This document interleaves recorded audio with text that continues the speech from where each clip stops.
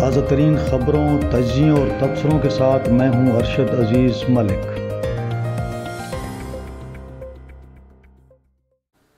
السلام علیکم ناظرین، امید ہے آپ خیریت سے ہوں گے۔ آج نئے ویلاگ کے ساتھ ایک بار پھر حاضر ہوں۔ آج کافی سارے ٹاپک ہیں اور ایک ایک ٹاپک پر بات کریں گے۔ پہلا ٹاپک ہے عمران خان کی رہائی کے حوالے سے امریکہ سے کیا پیغام آیا ہے۔ دوسرا، وفاق اور خیبر پختونخوا کے درمیان اختلافات کیوں بڑھ رہے ہیں۔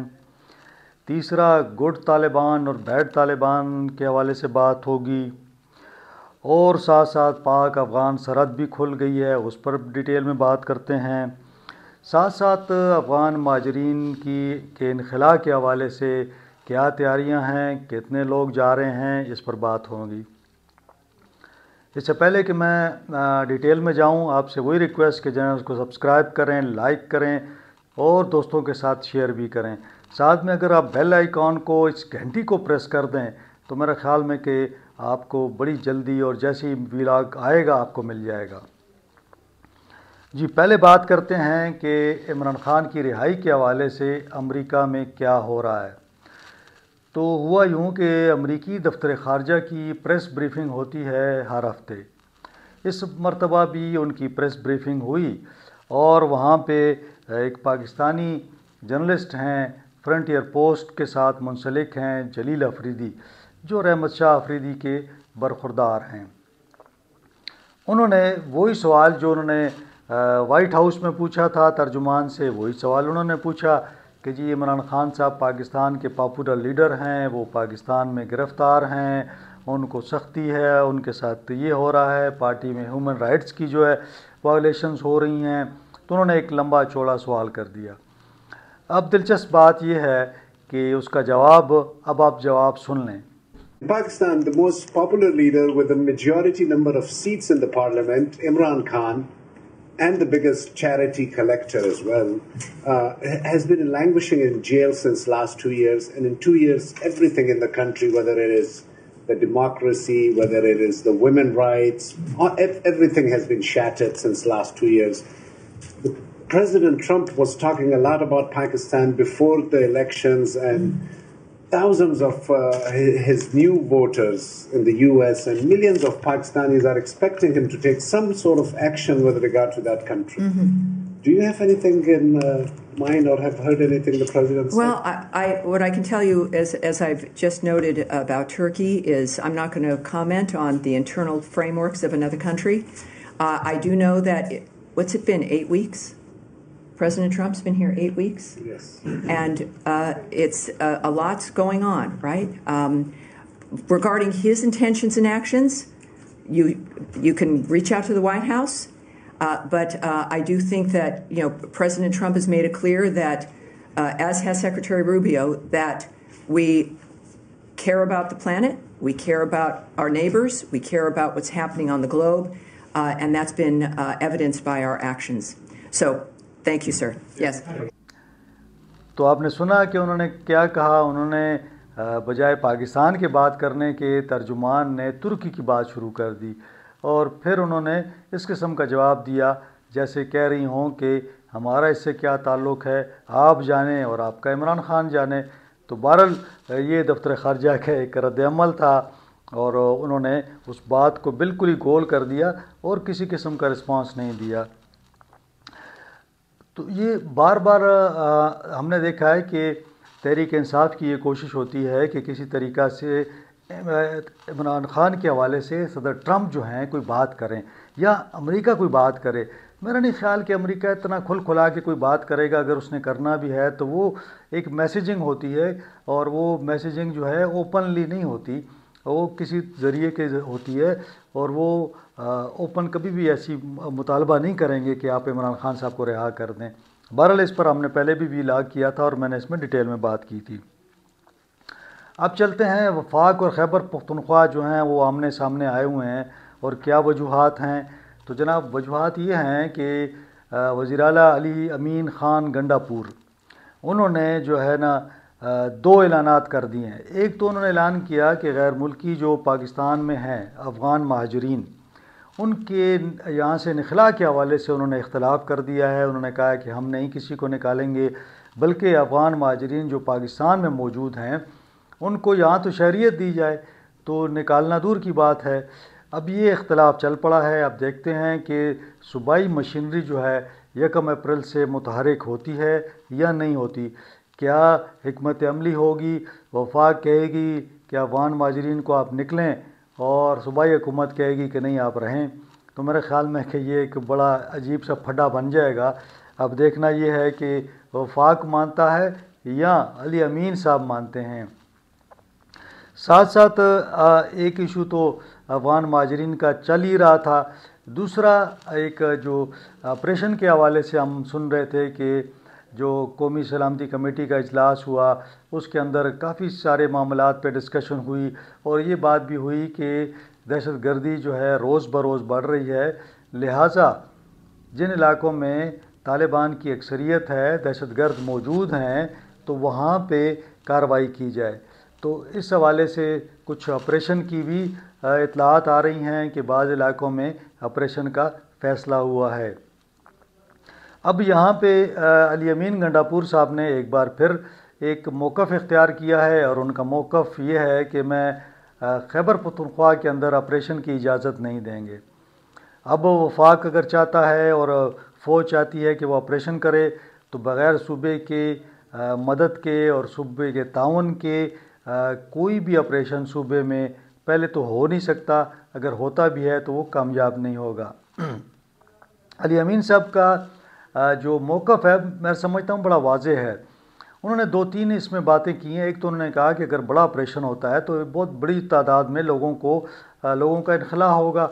ان کے لیے سیٹ اپ کرنا، ان کو کہاں بسایا جائے گا، یعنی ایک وہی ٹینٹ والا ماحول بن جائے گا جیسے محل سوات میں اور وزیرستان میں اور دیگر جگہوں پہ ہوا، تو بڑا مشکل کام ہے.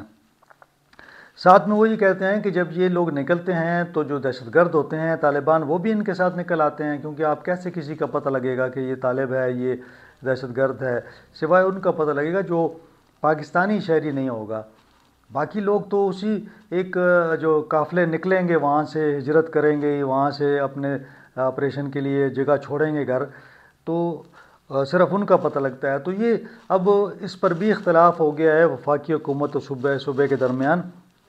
تو اب یہ دیکھنا ہوگا کہ اس پر بھی کیا موقف آتا ہے اور بعد میں کوئی حالات بدلتے ہیں.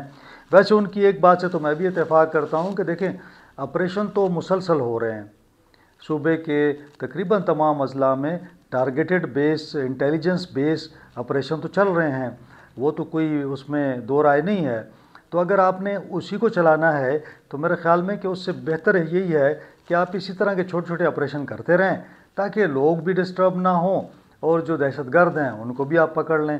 تو میرے خیال میں کہ یہ علی امین صاحب کی یہ بات ٹھیک ہے، لیکن اس پہ آپس میں تعاون ہونا چاہیے، کوارڈینیشن ہونی چاہیے.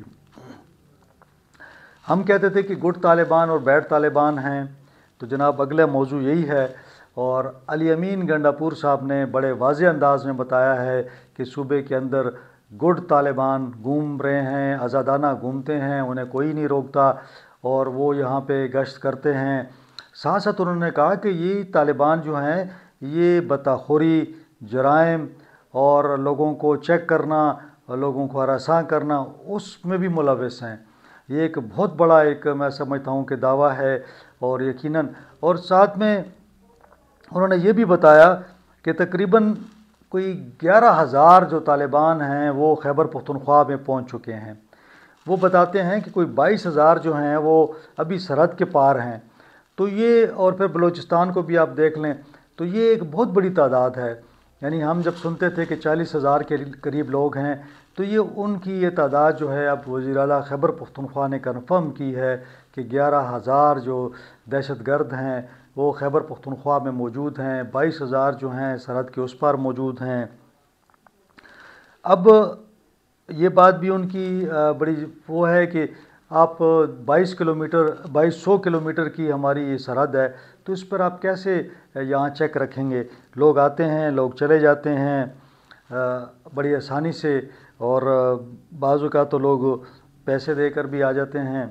تو بہرحال اب یہ طالبان کا ایک بڑی تعداد جو ہے یہاں موجود ہے، اور ان کا یہ بھی کہنا ہے کہ اگر ہم یہ سمجھتے ہیں کہ گڈ طالبان جو ہیں وہ ہماری لڑائی لڑیں گے، یعنی ان کا کہنے کا مقصد یہ تھا کہ اسٹیبلشمنٹ نے طالبان جو گڈ طالبان ہیں ان کو اپنے پاس ایک ایسٹ کے طور پہ رکھا ہوا ہے، اور ان کا یہ مطلب ہے کہ جب بھی لڑائی کی ضرورت ہوگی یا افغانستان میں کارروائی کی ضرورت ہوگی تو گڈ طالبان کو کہیں گے، وہ بیڈ طالبان کو جا کے وہاں پہ دبوچ لیں گے اور ان کو وہاں پکڑ لیں گے۔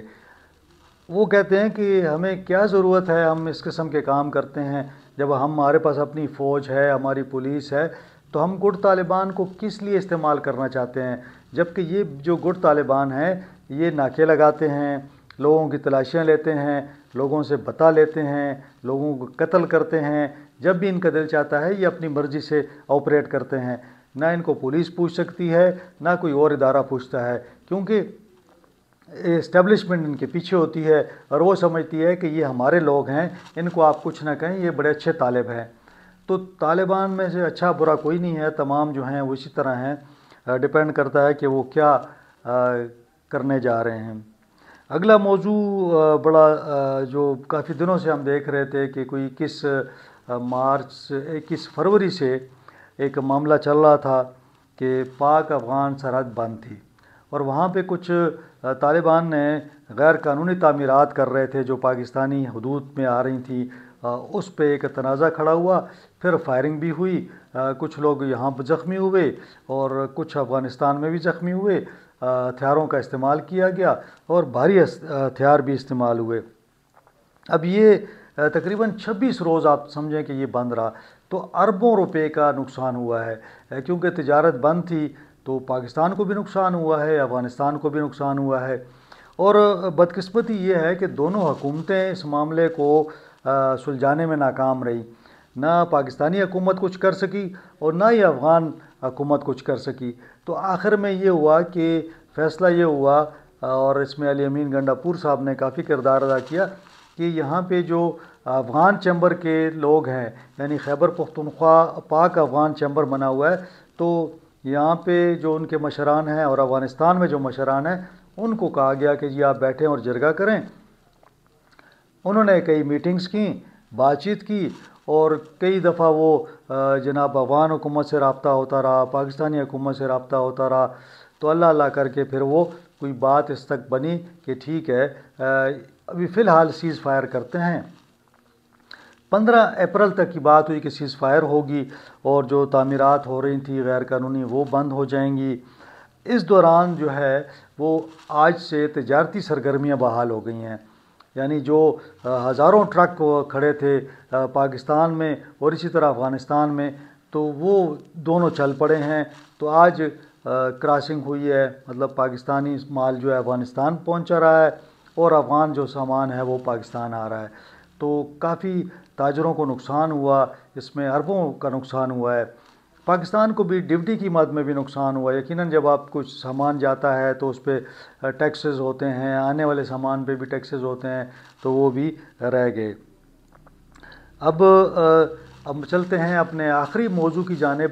تو ہمارا آخری موضوع جو ہے وہ ہے افغانستان کے جو یہاں پہ افغان مہاجرین موجود ہیں، اور وہ ایسے مہاجرین ہیں چونکہ انخلاء کا وقت آ رہا ہے قریب، اور چند دن ہی رہ گئے ہیں، 10 دن تقریباً رہ گئے ہیں اس کے اندر۔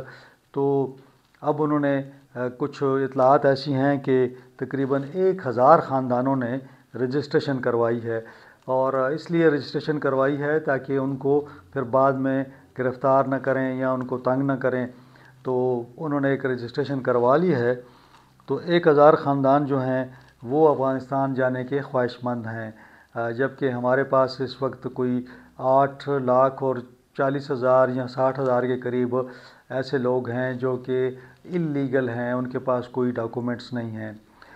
ضرورت تو یہی ہے کہ پاکستان کوئی پالیسی ایسی بنائے کہ جس میں ایجوکیشن ویزے ہوں، جس میں بزنس ویزے ہوں، جس میں ٹور کے لیے ویزے ہوں، اسی طرح ہیلتھ کے ویزے ہوں، اور ان پر ٹھیک ہے آپ اپنے چارجز لیں اس پہ، اور وہ لوگ آئیں یہاں پہ 3 مہینے 6 مہینے ان کو ویزا ملے، 1 سال کا ویزا ملے، تاکہ ان کا آنا جانا بھی لگا رہے اور جو سرگرمیاں ہیں تجارتی یا اس طرح وہ بھی چلتی رہیں۔